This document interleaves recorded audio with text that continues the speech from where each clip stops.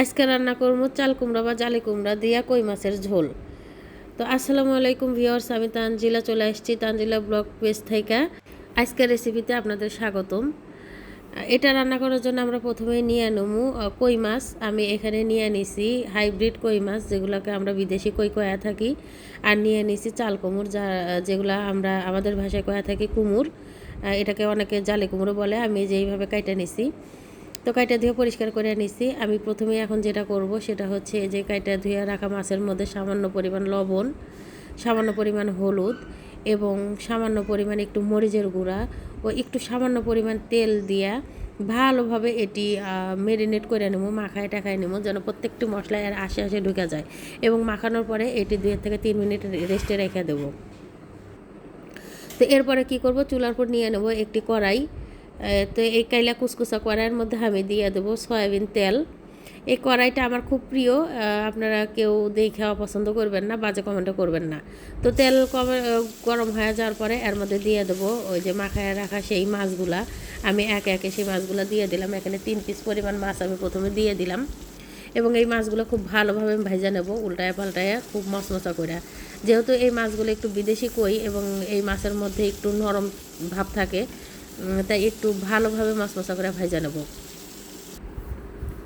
তো এই যে আমার মাছ ভাজা হয়ে গেছে, এখন আমি মূল রান্না শুরু করবো। তো মূল রান্না শুরু করার জন্য আমি কড়াইয়ের মধ্যে নিয়ে নেবো সরষের তেল। এর মধ্যে দিয়ে দেবো আস্ত জিরার ফোড়ন, তারপরে দিয়ে দেবো পেঁয়াজ কুচি। পেঁয়াজ দেওয়া হয়ে গেলে এই পেঁয়াজ আমি নাইড়া চাইড়া বাদামি করে ভাজা নেবো। পেঁয়াজ যখন বাদামি করে ভাজা হয়ে যাব, এর মধ্যে দিয়ে দেবো বাটা মশলা। প্রথমে দিয়ে দেবো 1 চা চামচ আদা বাটা, তারপরে দিয়ে দেবো 1 চা চামচ রসুন বাটা, এরপরে দিয়ে দেবো 1 চা চামচ হলুদের গুঁড়া। এগুলো মশলা দেওয়া হয়ে গেলে এই তেলের মধ্যে ভালোভাবে এই মশলাগুলো ভাজা নেবো। এই মশলাগুলো ভাজা হয়ে গেলে আমি দিয়ে দেবো যে ভাজা রাখা যে মাছের তেল বাকি ছিল সেইগুলা, কোনো কিছু ফেলে দেবো না। তো এরপরে এর মধ্যে দিয়ে দেবো সামান্য পরিমাণ পানি, 1 কাপ পরিমাণ পানি হলে চলবো। তো 1 কাপ পরিমাণ পানি এই জন্যই দেবো যে কুমড়গুলো যেন ভালোভাবে সেদ্ধ হয়, এই জন্য। তো পানি দেওয়া হয়ে গেলে এর মধ্যে দিয়ে দেবো পরিমাণ মতো লবণ, দিয়ে দেবো 1 চা চামচ জিরার গুঁড়া, দিয়ে দেবো 1 চা চামচ ধনিয়ার গুঁড়া, দিয়ে দেবো 2 চা চামচ মরিচের গুঁড়া।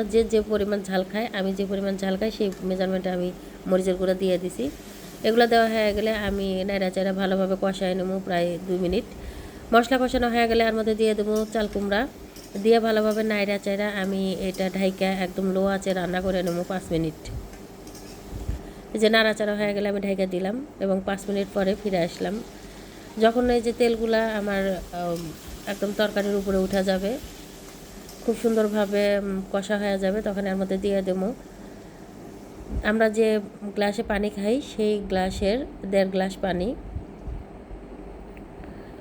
তো পানিতে যখন বলক উঠে যাবে তখন এর মধ্যে দিয়ে দেবো ভেজে রাখা মাছ এবং ভালোভাবে নাড়াচাড়া একটু ঝোলের মধ্যে ডুবাই দেবো যেন খুব সুন্দরভাবে মশলাগুলো এর মধ্যে ঢুকা যায় এবং মাছের আশে ঝাল লবণ খুব ভালোভাবে ঢুকা যায়। এবং ঢাইকা রান্না করবো মিডিয়াম আছে প্রায় 10 মিনিট। 10 মিনিট রান্না করার পরে এই যে ফিরে আসলাম, আমার রান্না কমপ্লিট। দেখেন এটি দেখতে কতটা পারফেক্ট হয়েছে। এটি দেখতে যেমন সুন্দর তেমন খাইতেও অনেক সুস্বাদু হয়েছিল। আমি এটা নামাই নিমু। তো এতক্ষণ যারা আপনারা এই রেসিপিটা দেখলেন তারা একবার ট্রাই করে খায়া দেখবেন কেমন লাগে। আমি চেষ্টা করি খুব সাবলীলভাবে আপনাদের সামনে রেসিপি উপহার দেওয়ার জন্য। তো পরবর্তীতে এরকম আরও সুন্দর সুন্দর রেসিপি পেতে লাইক কমেন্ট শেয়ার দিয়ে সবাই আমার পাশে থাকবে। আল্লাহ হাফেজ।